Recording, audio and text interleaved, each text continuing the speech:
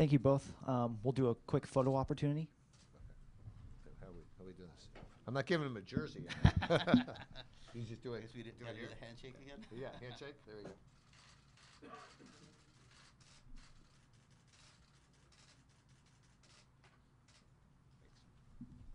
Great, so we'll get into questions. Just a reminder, if you do have a question, please raise your hand. We will get you a wireless microphone, and I just ask that you state your name and affiliation. So with that, we will open it to questions.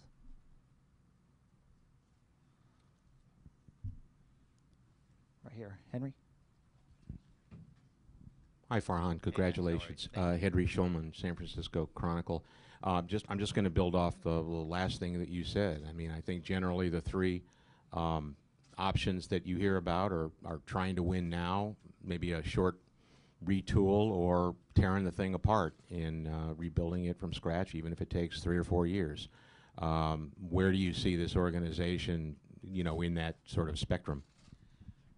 Right. I mean, we've had the opportunity to talk about that over the last few days, and as Larry said, I've had the good fortune of being in the playoffs for a few years now, and one thing that stood out to me, the thing that I appreciate most about that stretch is just playing meaningful baseball day in, day out, game in, game out. How energizing that is for the fans and for the players, kind of playing out the string in a season where you're totally out of the playoff race.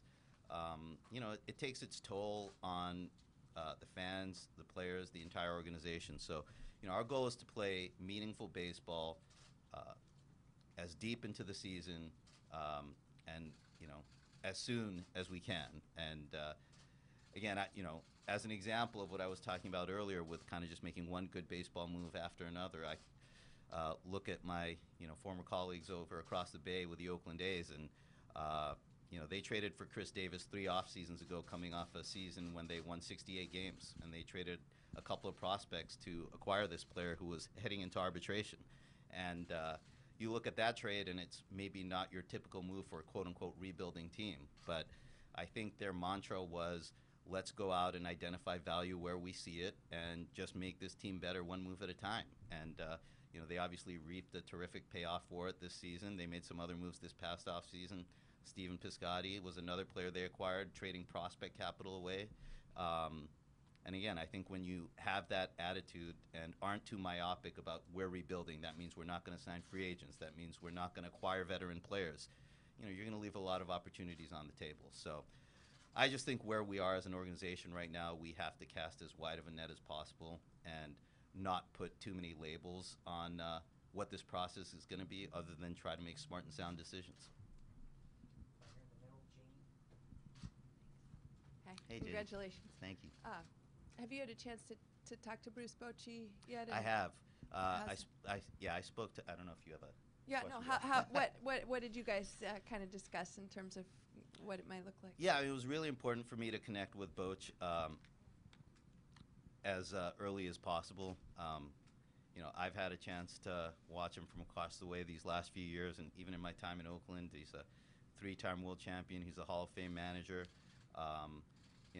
I don't think, obviously we didn't get to these points in our career the same way or in a similar way, but, I think that's part of the beauty of the game, how we all wind up together and then pulling towards a common goal. So, I know he'd had the opportunity to talk to some people about their experience working with me, and, and I don't need to do that. I know what kind of manager he is.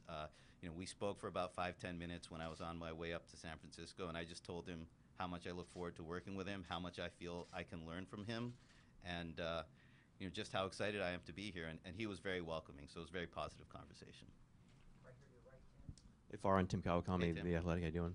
I'm sure Maz Bumgarner came up in discussions with Larry over those 6.5 hours or other discussions. I'm not asking you to give up any strategy, I guess, unless you want to.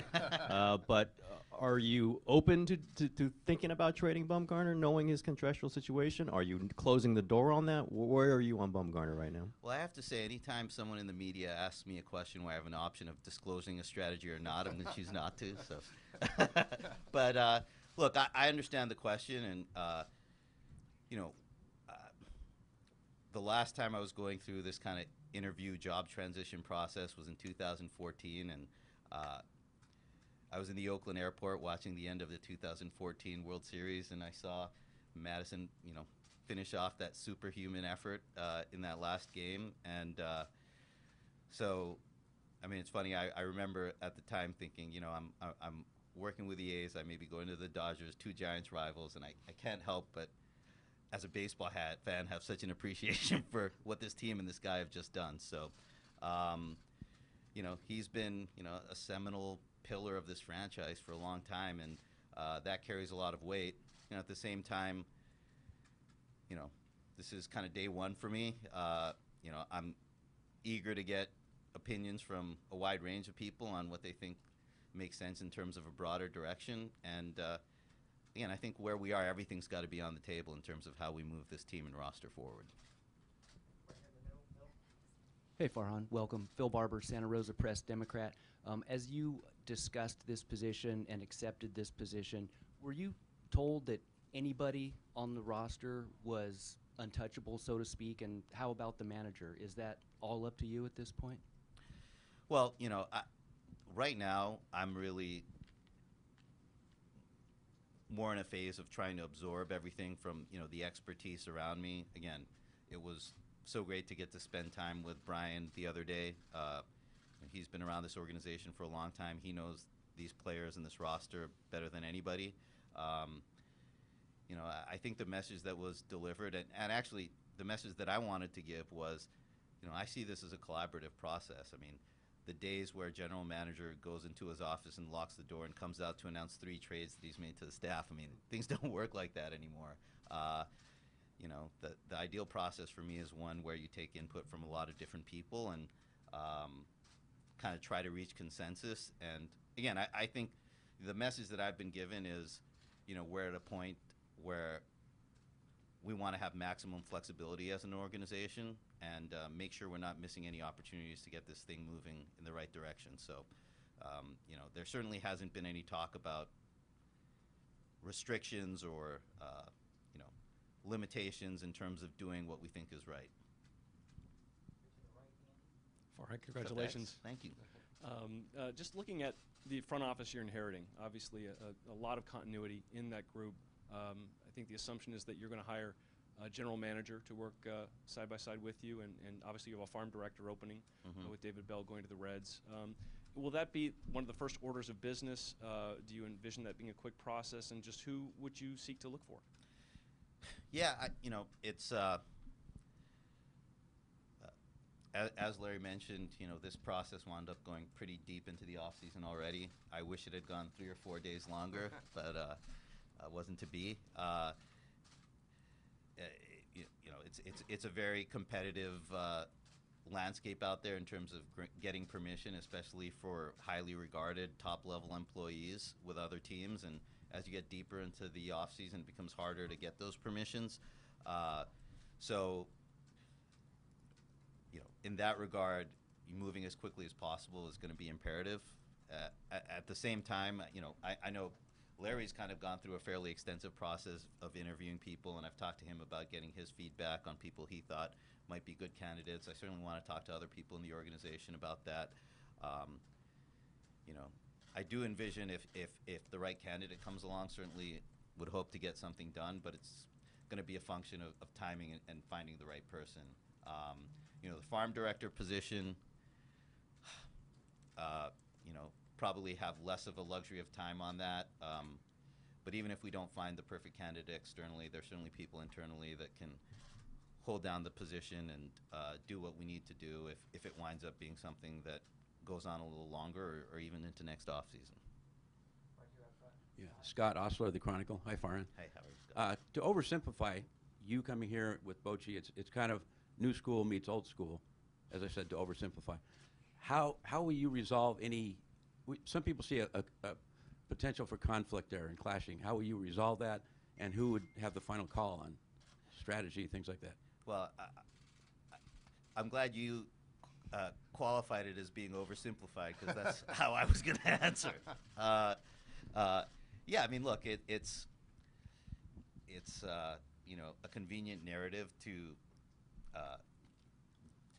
see this as kind of a clash of schools of thought. I just don't see it that way at all. Again, had a really productive conversation with Boach, and as I said, I think I can learn a lot from him and the way he sees the game. He's a lot more experienced than I do. Again, I think there are things that I can bring to the table that give us an opportunity collectively to take a fresh look at how we do things. And again, I think if you get a chance to talk to managers that I've had the good fortune of working with, last two are both guys that have been managers of the year, Dave Roberts and Bob Melvin. I feel like those have been really productive relationships with a lot of ideas flowing both ways. I mean, I guess you'll have to corroborate that with them. They may have a different view of how those things went, but I feel pretty confident that they feel good about how our relationships evolved over time and kind of being in the trenches with these guys on a day in, day out basis. And one thing that I've learned in my time in baseball, and maybe this should go without saying, but it really doesn't, is the game's really hard, and managing is really hard, and it's easy to armchair manage. It's easy to watch a player and wonder why he swung at the slider down and away. Well, he's not trying to swing at a slider down and away. I mean, it's just it's a hard game. And, as somebody who, doesn't have the most illustrious playing career on his resume, I think for me to always remember that and keep that in mind is something that the players appreciate, because I think as much as anything, they want people to know that and appreciate the game isn't easy, and all we can ask for is full effort. And I guess the same goes for the manager. It's a tough game to manage. It's tough to manage personalities. It's tough when you're dealing with a series of 51-49 strategy decisions. And, it's not my goal to armchair manage at all. I want somebody who feels empowered to make those decisions, and just want us to be able to talk through strategies and the roster and everything that comes with running a team on a day-to-day basis together. In what, I guess? Anything that is under the purview of the manager has final say, period. That is not even a question for me. So I didn't know whether, look, as far as managing the roster goes, I think that's in the purview of the front office. As far as the day-to-day management of the team, lineups, pitching rotation, bullpen, usage, that kind of thing, that's the manager's job. And as I see it, ideally those things work collaboratively, but to your point, when final say has to be had, I think it's in the domain of the person whose job description says that. Hi, Farhan. Brian Murphy from KMBR, the Giants flagship station, to the morning show. Going to big picture, I'm pretty sure you're the first Giants bigwig to have gone from the A's to the Dodgers to the Giants. It's a very non-traditional path, and I'm interested in that thought process of joining two teams that you were probably dying to beat the last 15 years, right, and maybe the big picture appeal of this job. Yeah, I know my family and friends are getting a little tired of having to exchange their wardrobes, their baseball team wardrobes out. I've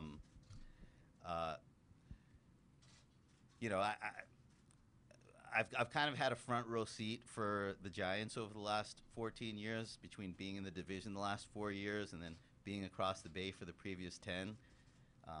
Seeing the 3 Giants parades on the local news and hearing my friends complain about how it was messing up their commutes. I had very first-hand experience with those, and again, that's the goal. I hope we are messing up people's commutes with parades very soon. But again, I think having seen the Giants so recently achieve that kind of greatness, and I love this city, I love this area.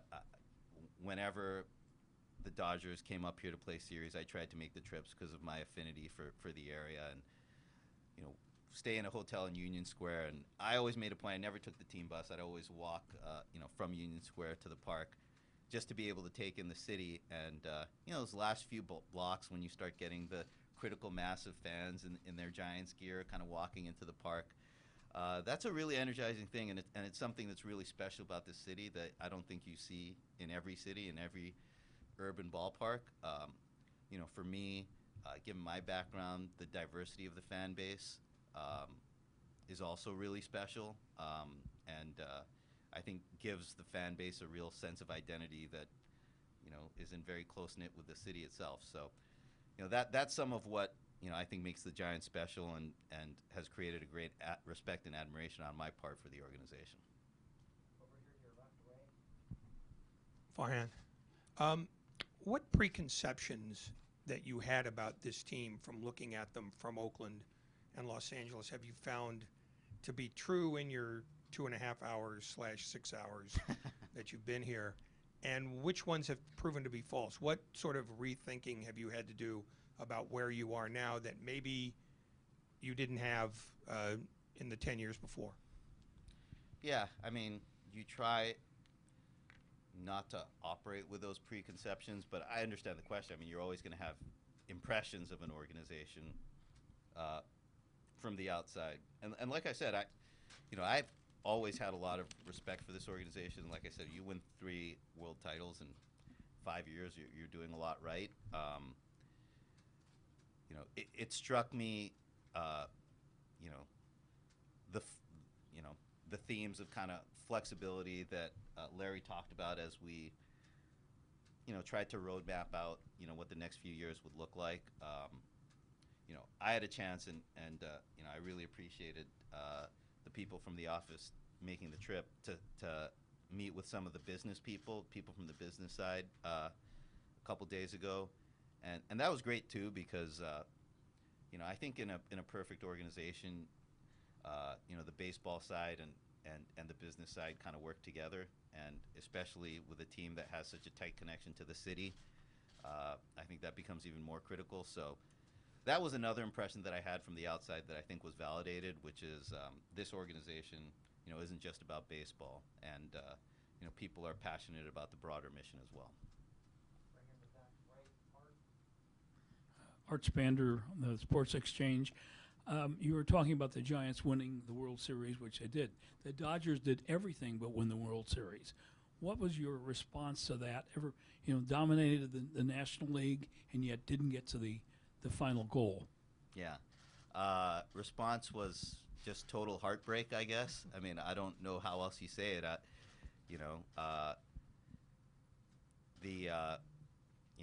I did. There was certainly the narrative out there that our last 2 World Series runs were thwarted by analytics, and I saw on Twitter today that Dave Dombrowski was talking about how the Red Sox were planning on beefing up their analytics department this offseason.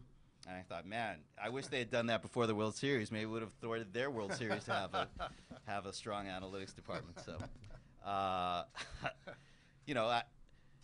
hey, I will. If you get to the World Series every year, I'll take my chances. And we played a couple of really special, worthy opponents that were deserving of winning those series.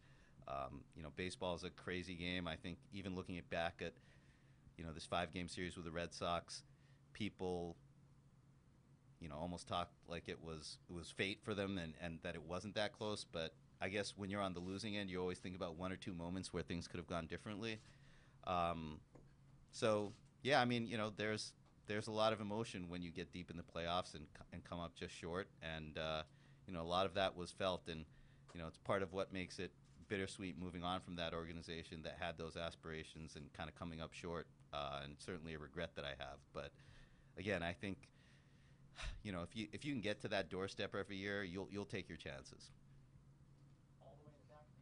Hi, welcome back to the Bay Area. Mindy Bach with ABC 7 Sports. I know you have some front office business to take care of first, but as of right now, what is your knowledge of the players on the Giants roster? And when you start diving into that to make those decisions for 2019, what are you going to be looking at for the players that are currently here when you make those decisions? What's most important to you? Yeah, I mean, obviously a lot of familiarity just from playing this team 19 times a year the last few seasons. Certainly once you're in a position to think about the roster and think about changes and be working in a front office capacity, that requires a different level of knowledge from just watching them from across the way 19 times a year. So certainly in the last week have tried to look more at the financial outlook of the team, the state of the contracts, the depth chart, where I think we need to maybe add some reinforcements to the team.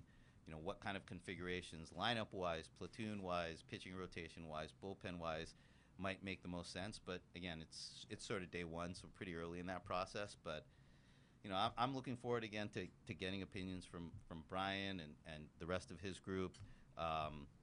You know, and really everybody involved with this baseball operation on where they think things are and where we can potentially get better. But I have a ton of respect for, you know, the group of players that's still here and all they've accomplished. Hello, my name is Manolo Hernandez Duen. Congratulations. You had a pretty successful career with both the Athletics and the Dodgers. Could you talk a little bit of what are the things that you learned from those organizations that might help you now with the Giants? You know, I think a theme that we had from a player acquisition standpoint in particular was, you know, no move is too small to not be worth, you know, a certain level of effort and detail. You know, waiver claims, minor league free agents, you know, second or third players in trades. You know, there's a lot of value to be had in identifying talent in those regards. And you know, again, talent identification is key, and you know, there are many ways to do that. Having a strong scouting staff is obviously important. Having a strong analytics department is important. I mean, you know, when you're a franchise like the San Francisco Giants and you're at that stature, your goal should be to be the best at everything. It shouldn't be a choice of analytics or scouting or something else.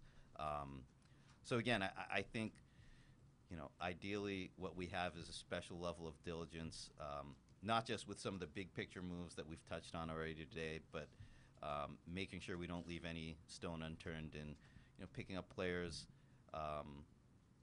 you know, that might not make headline news when we acquire them, but wind up being really impactful players for this organization.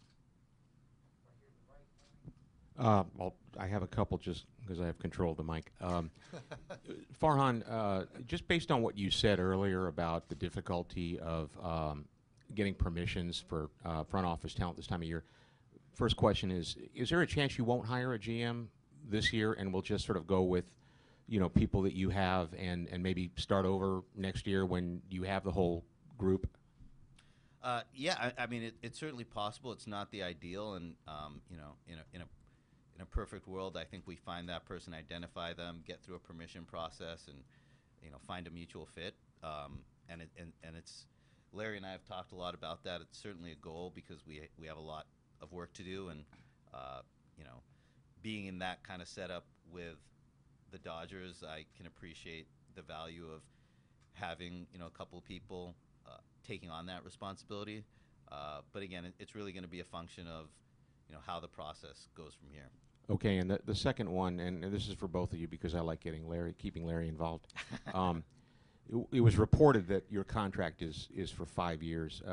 Farhan, was that important to you given where the state of the franchise is right now and the possibility that it may take time to build it back up to a championship caliber team? And Larry, that, I mean, I could be wrong, but I think that's if that's true, if that number is true, it's the longest contract that I think you've given out to a member of the front office. And I just want to go on your thoughts on that.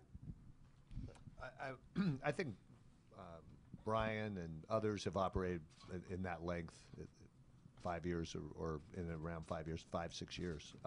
But no, I think you know, we wanted to Farhan to come in and really, you know, put together the blueprint. And we know what the record's been the last 2 years. We wanted to, you know, change as quickly as possible.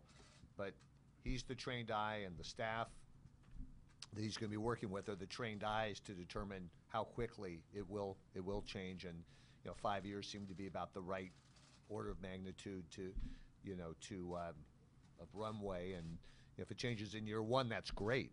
But you know, you got to deal with the art of the possible. Just a reference to discussion about GM. It seems like in discussions with Farhan and with others through this process in the last month or so, I think the industry seems to be evolving because there's so much more complicated with all the international work and the scouting, additional analytics, et cetera, that sort of the two at the top model seemed to be becoming a best practice. It's not the only way to do it. There are exceptions, successful franchises that don't do it that way, but I think we're in alignment that that is more or less a best practice. Hey, Farhan. Chuck Nevius from the Santa Rosa Press-Democrat. This is a lovely ballpark, but it's kind of quirky, and we don't see as many home runs here as we see in a lot of other ballparks. I'm wondering what you think about building a roster to fit a ballpark. Yeah, that was one of the topics of conversation with Brian the other day, and I obviously really appreciated his take on it. I think it's important. I mean, you're trying to create every advantage that you can, and if you can create a roster of players that is particularly conducive to your ballpark and plays to the potential advantages it creates, that's great. I mean, you got to keep in mind you've got to go on the road 81 times a year, and you want to make sure you have a team that's capable of playing and succeeding in different environments. But again, if we're going to start going around from sport to sport, baseball is probably the major professional sport where there's the least pervasive home field advantage, and that could be for a lot of reasons. But if you can create that, then it's certainly a huge advantage, and there certainly are a lot of idiosyncrasies of this ballpark that should be factored in as you start going out there and identifying players. Okay, we'll take 3 more questions. Right here. Kerry, off to the left. Farhan, welcome. Kerry Crowley, Bay Area News Group. You talk about wanting to play meaningful baseball as deep into the season as possible. How important is it to you to make significant changes to the roster this offseason to be able to do that right away? Yeah, I think if you look back at the 2018 season, this was a team that was playing competitive baseball until some of the injuries really started, side railing those efforts. So, I guess as you start thinking what the next season can look like and maybe projecting better health, and the improvement of some of the young guys that were brought along in 2018, you don't really want to throw the baby out with the bathwater by kind of over-indexing on how the injuries affected the team's performance. So I think that's going to be all stuff to consider. I think you can have teams with a certain record that you say we need to do a lot, and then you can also have teams where you say, hey, this same roster with better health and some better fortune, could really turn that record around. So I think that's something we're going to have to think through going forward. Farhan, Larry Kruger, KMBR Radio. I'm just kind of wondering, since this news became public in the last 24 hours, has your phone rung yet from any opposing GMs, having interest in any of your new players? Oh, I thought you were going to say were Without they naming names. texting to congratulate me, but the question is more were the piranhas out. No, I think everybody's following decorum of making the congratulatory phone call or text first, and then trying to steal good players from each other. My plan is actually to head down to Carlsbad later tonight and hopefully start some of those meetings. I know Jeremy Shelley and Yashai Goldfarb are down there already, holding the fort, taking meetings with other teams and with free agents, and I've had a chance to connect with them a little bit. I'm looking forward to getting down there myself. I obviously, not just professionally, but have personal relationships with a lot of the guys that are down there, and it's been a little bit of a weird week for me with everything that's happened in the last few days, and that'll bring some normalcy, I think to things. So yeah, that order of business is very imminent. Okay, last question off to the left here, John. Hi, Farhan. John Dickinson from 95.7 The Game here in San Francisco. As you've started to look at the roster that you're inheriting, what do you like about the roster, and what maybe stands out off the top where you say to yourself, boy, this has to change? Yeah. The number one thing that stands out to me, and I guess it's something that I was meaning to touch on in the opening remarks and neglected to, was the importance of selfless play in baseball. we're in kind of a baseball culture, especially at the amateur level, where there's a little bit of a showcase culture, and there's a lot of emphasis on the individual performance over the team. And I think when you can create a culture where players put the team above the individual, that can be a real differentiator and a real competitive advantage. In baseball is a sport where 90% of the time the individual's goal and the team's goal align. You're up there trying to get a hit. That's good for you. That's good for the team. But there are times when you need to move a runner over, and there are times when you just need to have a long at bat to tire out the opposing pitcher. And I've seen a lot of the guys on this team play for a long time, and they have that spirit in spades. And I think that is a big reason for the success that this organization has had. I think more generally, adding a little youth to the roster, a little more athleticism to kind of complement some of that culture of selflessness, that would be the ideal combination, where you have kind of the athleticism and a really positive team mindset. On the pitching, I think the bullpen is obviously an area of great strength. The starting rotation with the injuries, there are potentially some areas where we may look to reinforce things. But I do know, kind of going through the farm system, there are some terrific young arms that are coming up, and I'm looking forward to getting to know a little bit more about them and their timetables, because that's obviously going to factor greatly into the next couple of years. Okay, that concludes today's press conference. Thank you, everyone. Great, thanks. Great job. Okay, we'll get the one-on-ones again. Okay.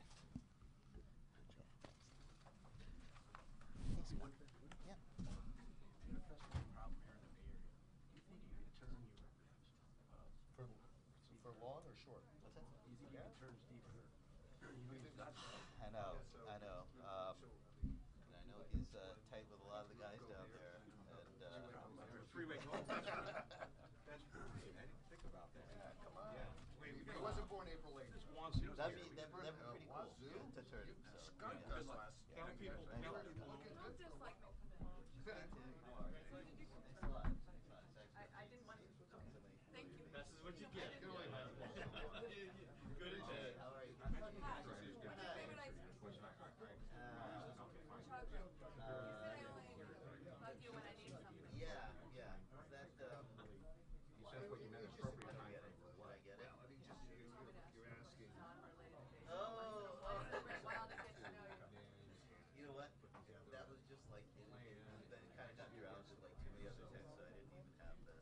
has been nothing said.